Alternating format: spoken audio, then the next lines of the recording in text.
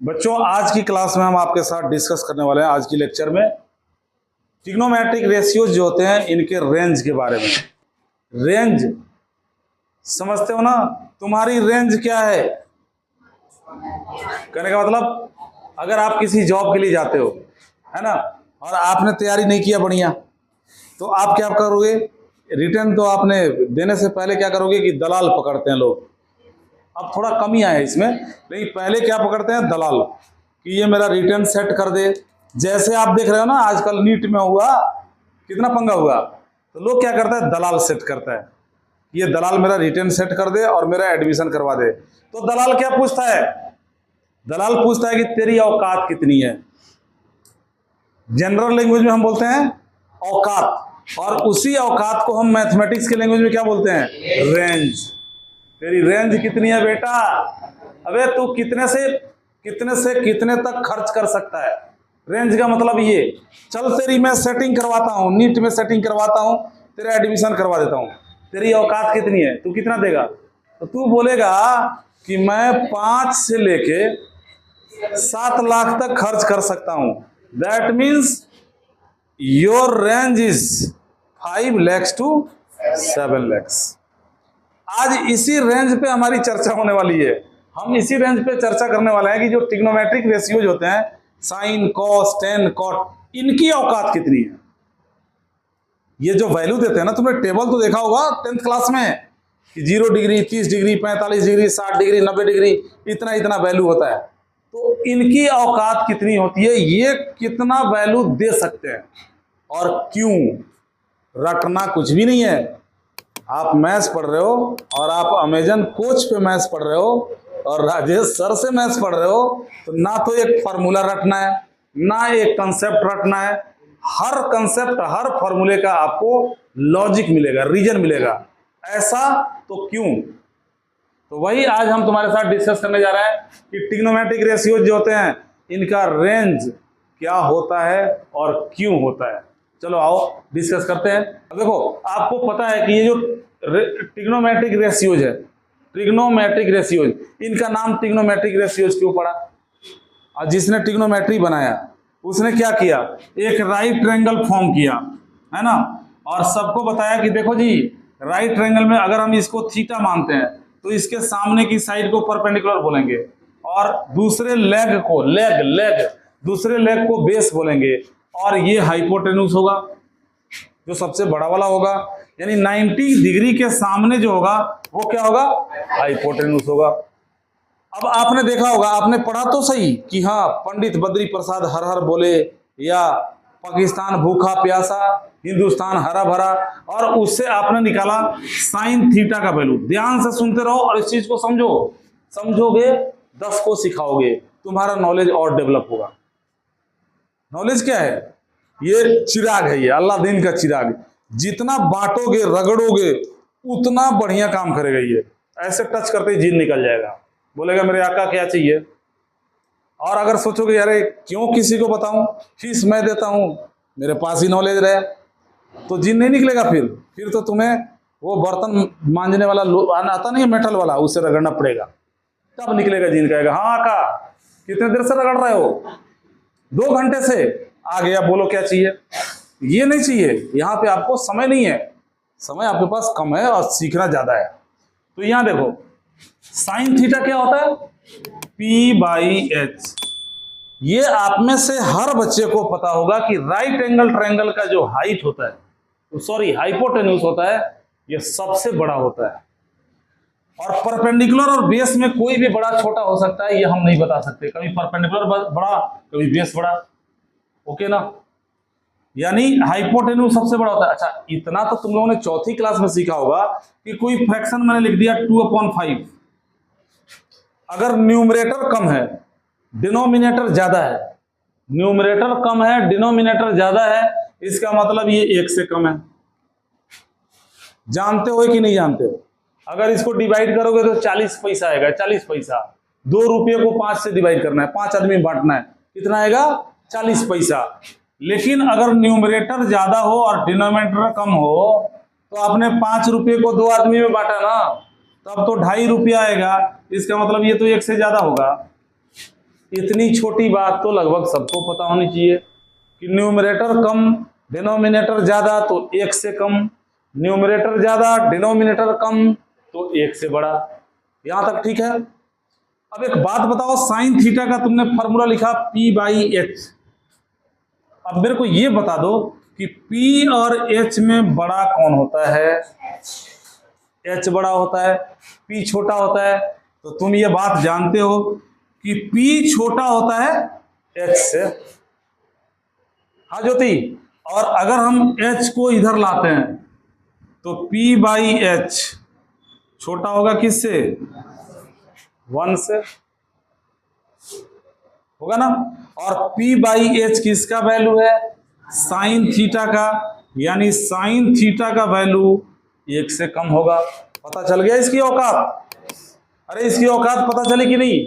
Sine theta का value 1 से। अब बच्चे कहते हैं कि सर आपने बताया कि साइन थीटा, आंचल तुम्हारा ध्यान यहाँ पे नहीं है, साइन थीटा का वैल्यू 1 से कम होता है, लेकिन साइन 90 तो 1 होता है। देखो यही सारी चीजें सोचने वाली चीजें होती हैं।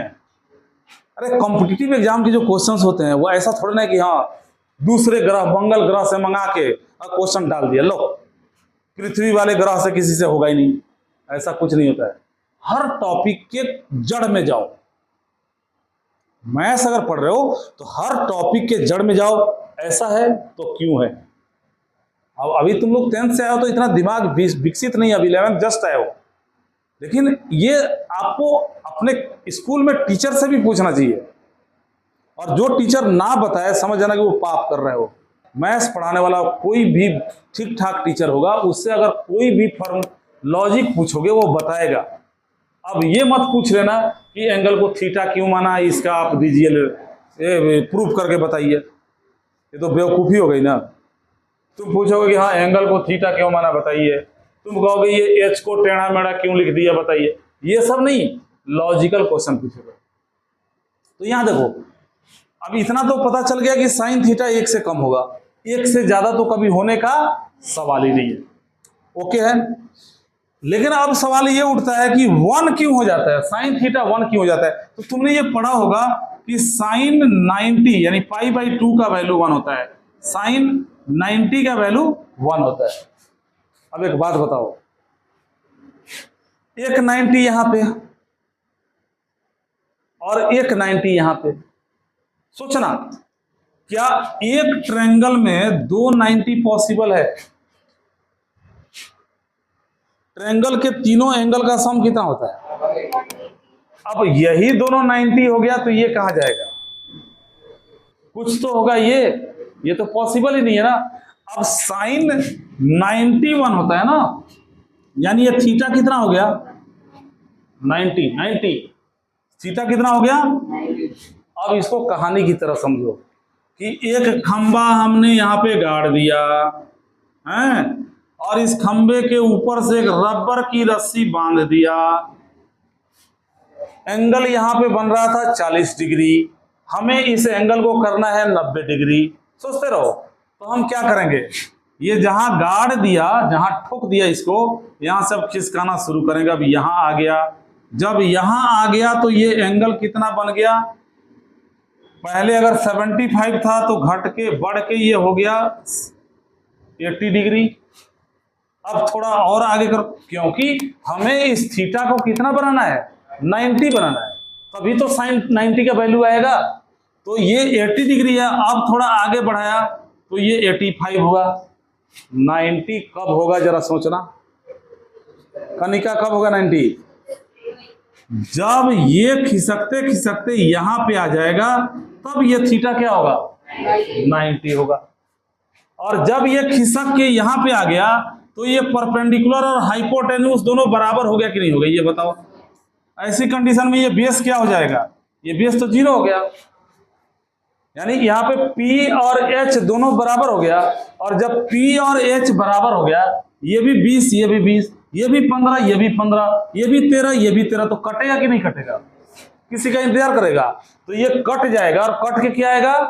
1। यही कारण है कि साइन 90 का वैल्यू क्या हो जाता है। यहां तक क्लियर है? सुनते रहो। अब साइन 91 हो गया। अब देखो हम क्वाड्रेंट सिस्टम ही पढ़ रहे हैं, हम होता क्या है, अब यहां देखो जैसे 90 का एंगल बना, ये प्लस 90 है, ये प्लस 90 है, और अगर तुम क्लॉकवाइज घूम जाओ तो ये माइनस 90 है। तो अगर प्लस 90 है तो 1 दे रहा है, तो माइनस 90 है तो कितना देगा, -1। नहीं, इस क्वाड्रेंट में क्या होता है, x पॉजिटिव y नेगेटिव। ऊपर अगर +1 दे रहा है तो नीचे क्या देगा, इससे ज्यादा तो नहीं दे पाएगा ना। तो ये लॉजिक है, ये कारण है कि साइन थीटा जो है इसका वैल्यू, साइन थीटा का वैल्यू, देखो यहां पे मैं रेंज लिख रहा हूं और यही सारी चीजें सीखनी चाहिए। क्या रेंज लिखा मैंने, कि जो साइन थीटा का वैल्यू होगा अगर मैक्सिमम 1 होगा तो मिनिमम क्या होगा, -1 होगा। कुछ समझे क्या बताया मैंने? लव खुश जय सब कुछ ठीक है, मैं बच्चे का नाम भूल रहा हूं, कोई बात नहीं। तो साइन थीटा का वैल्यू क्या हो गया, -1 से 1 के बीच में, ठीक है। अच्छा अब ठीक है, अगर तुम समझ गए तो मैं पूछूंगा, तुम बताओ, ऋषभ बताओ, कॉस थीटा का फॉर्मूला होता है b/h, तो इसकी औकात कितनी होनी चाहिए, इसकी रेंज कितनी होनी चाहिए, बताओ, सोच के बताओ। बिल्कुल बिल्कुल सही जवाब दिया, क्योंकि जैसे p है वैसे b है, एकदम सही जवाब, गुड। ये b भी छोटा होगा और h भी बड़ा होगा, यानी cos का रेंज भी साइन की तरह ही होगा। मैंने साइन का समझा दिया था, 1 क्यों होगा और -1 क्यों होगा। तो cos का रेंज भी क्या होगा, मैक्सिमम 1 मिनिमम -। चलो अब हम पश्चिमारी टोला छोड़ते हैं, हम जाते हैं पूर्वारी टोला में। अब पूर्वारी टोला मेरे को बताएगा कि अगर ये कंसेप्ट समझ में आ गया, हाँ जी खुशबू, कंसेप्ट समझ में आ गया, अंशु भी बताओ, तो tan थीटा का औकात क्या होगा। tan थीटा का फॉर्मूला मैं लिख देता हूं, p/b होता है tan थीटा का फॉर्मूला। दिमाग लगाओ और बताओ कि इसकी औकात क्या होगी। यस बताओ, अरे कुछ बोलो। Your answer is absolutely wrong. Have you any answer? इसका मतलब नो, इसका मतलब ये, हाँ बोलिए। यस, देखो इस P और B में कोई भी, सुनो अब ध्यान से सुनो और समझो, ये जो कंसेप्ट बता रहा हूं इसे आपको रटना नहीं पड़ेगा, और ये अच्छी चीजें सीख रहे हो। P और B में कोई भी छोटा बड़ा हो सकता है। मान लो अगर P हो गया 10 लाख, हो गया 10 लाख, 10 लाख हो गया, और B हो गया 0.001। भाई राइट ट्रायंगल तो कैसा भी बन सकता है ना। ये P बड़ा और हाइपोटेन्यूज बिल्कुल छोटा, बेस बिल्कुल छोटा और P बहुत बड़ा। अब जब डिवाइड करोगे तो कितनी बड़ी संख्या आएगी, बहुत बड़ी। यानी इसका tan का वैल्यू आप बांध नहीं सकते, आप इसको दायरे में नहीं ला सकते। जैसे आपने साइन और कॉस को कमजोर समझा और इसको एक दायरे में फिक्स कर दिया कि बेटा -1 से 1 के बीच में रहे तो मुंह फोड़ देंगे, 1 से बाहर जाओगे मुंह फोड़ देंगे, -1 से पीछे जाओगे टांग तोड़ देंगे। लेकिन tan को नहीं बांध सकते। tan बोलेगा तुम्हारा बपौती हूं मैं कुछ भी हो सकता हूं। अगर ऊपर बड़ी संख्या नीचे छोटी संख्या तो मैं इतना बड़ा हो जाऊंगा, और ऊपर छोटी नीचे बड़ी तो मैं चूहिया का पोटी बन जाऊंगा, एक दाना छोटा सा। इसका मतलब क्या हुआ कि ये tan थीटा जो है मिनिमम -∞ होगा और मैक्सिमम ∞ होगा। अगर आपने 3 का डिस्कशन कर लिया तो बाकी का डिस्कशन हो गया। कॉट का फॉर्मूला क्या होता है, b/p, केस सेम है, यानी कॉट का भी जो रेंज होगा वो भी क्या होगा, -∞ से ∞। कॉस थीटा, यहां थोड़ी सी दिमाग लगाओ, थोड़ी सी दिमाग लगाओ। सेक थीटा, सेक का फॉर्मूला क्या होता है, h/b। अब मैं जिससे पूछूंगा वो बताएगा, अब बीच में कोई बोल नहीं सकता। तो चलो मैं किससे पूछूं, मिहिर से पूछता हूं। मीर सेक के बारे में आपका क्या ख्याल है? सेक आपका कैसा पड़ोसी है, इसकी औकात बताइए। उल्टा है। हाँ तो मैं कुछ नहीं जानता कौन बड़ा छोटा है, आपको इसकी औकात बतानी है कि नीट के पेपर में अगर ये एग्जाम दे रहा है तो कितना खर्च कर सकता है। एक से ठीक है, आपने बताया कि सेक थीटा जो होगा ये एक से बड़ा होगा, और मैं आपकी बात से सहमत हूं, एक के बराबर भी हो सकता है। तो मैंने क्या सिखाया था कि अब आप 11th में आ गए हो, जितना पॉजिटिव में जाओगे उतना ही नेगेटिव में आना पड़ेगा। अब आपने कहा, यहां देखिए, आपने कहा कि सेक जो होगा वो एक से बड़ा होगा, ये बोल दिया आपने, एक से बड़ा होगा। एक से बड़ी जितनी संख्याएं हैं, अगर इन सभी संख्याओं में हम माइनस लगा दें तो क्या आएगा? -1, -2, -3, ये भी तो सेक का वैल्यू हो सकता है। यानी अगर एक से बड़ा होगा, अब इनमें माइनस लगाओगे, -1, -2, -3, -4, इसका मतलब क्या होगा? -1 से छोटा भी तो हो सकता है।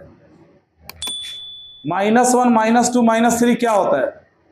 -1 से छोटी संख्या होती है कि नहीं होती है?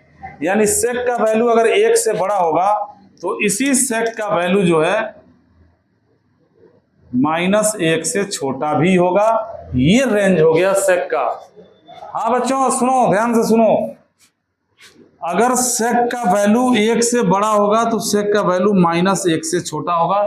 सेक का वैल्यू कभी भी -1 से 1 के बीच में नहीं आ सकता, इस बात को भूलना मत। ठीक वैसे ही कोसेक के साथ होता है, क्योंकि कोसेक थीटा अगर मैं लिखता हूं तो कोसेक थीटा का मतलब क्या होता है? h/p। Again h is more than p, h is more than p। ऊपर बड़ी संख्या नीचे छोटी संख्या, तो जैसे सेक 1 से बड़ा हो गया वैसे कोसेक, ये जो है ना, ये घोड़परास एक पीछे बैठा है, ये ध्यान नहीं देगा, कोसेक भी 1 या उससे बड़ा होगा। और सिमिलरली जब इन संख्याओं में माइनस लगाओगे तो कोसेक जो होगा ये -1 से छोटा भी होगा। अब एक बात बताओ, हमने सभी ट्रिग्नोमेट्रिक रेशियोज की औकात बता दी आपको, क्या ये रटना पड़ेगा? आपको मैंने कंसेप्ट बताया, इस कंसेप्ट को अगर ध्यान रखोगे तो इनकी औकात भी आपको याद रहेगा।